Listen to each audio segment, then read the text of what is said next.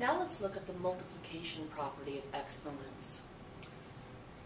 If I have two variables that are the same, meaning I have the same bases, and they are being multiplied together, the rule is that I take their exponents and I add them. Or, if I have some variable raised to a power, and I'm raising that to another power, which is what these parentheses are showing, then I take the two exponents and I multiply them. So here's an example. If I have x to the fourth times x to the third, both of the x's are the same, so I'm going to take the 4 and the 3 and add them together, and so my answer is x to the seventh. If, however, I have x to the fourth power being raised to the third power, now I'm going to take the 4 and the 3 and multiply them, and I'm going to get x to the 12th power.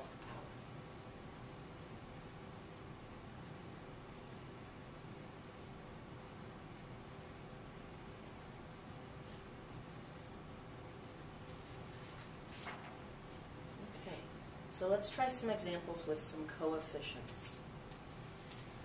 We're going to treat the coefficients like normal. 3 times 4 is 12. This x has an invisible 1, and this is the instance of where I have two bases that are the same, so I need to take the x and raise it to the 1 plus 4 power, so my answer is 12x to the 5th power. On the next one, 5 times 3 is 15. I'm multiplying, so I'm going to take the two exponents. I'm going to have x to the 2 plus 3 power. So this one is 15, x to the 5th power.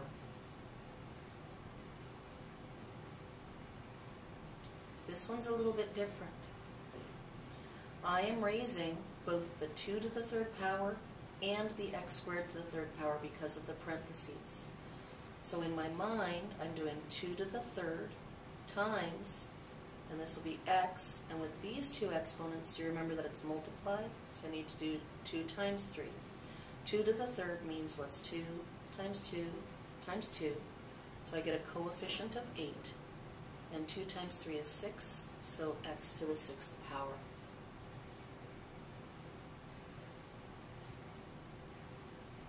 Here's one that's a little longer. I need to do 5 to the 2nd power. I need to do this x to the 15th raised to the 2nd power.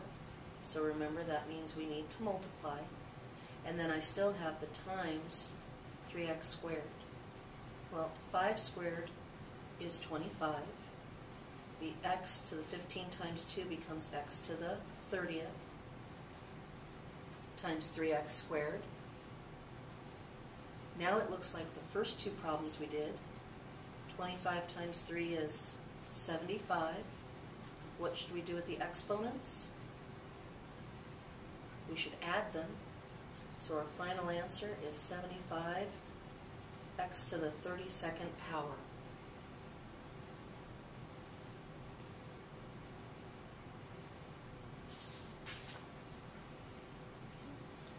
Let's do some examples with negative exponents. I have the same base all the way across, so I need to take the exponents and add them together. So this is going to be a to the 4th plus negative 3 plus 2. 4 plus negative 3 is 1, and 1 plus 2 is 3, so this is a to the 3rd power. Same idea here. These are all the same base, so it's going to be a to the 5 plus 2 plus negative 4. 5 plus 2 is 7, and 7 plus negative 4 is 3. This one is also a to the 3rd power. Now look at this next one. I have order of operations. I need to take care of the stuff inside the parentheses first. So I have a to the 8th plus negative 3, and then we're going to have to square that. So this will be a to the 5th squared.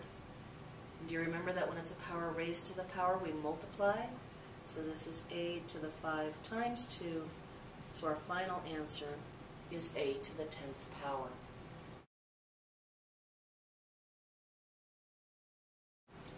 Here are the problems that I want you to try. Number 1, x to the 4th raised to the 7th power. Number 2, y to the 3rd raised to the 9th power. Number 3, m to the negative 2nd power, all of that raised to the 3rd power. Number 4, m times m to the 3rd power, both of those in parentheses being raised to the 4th power.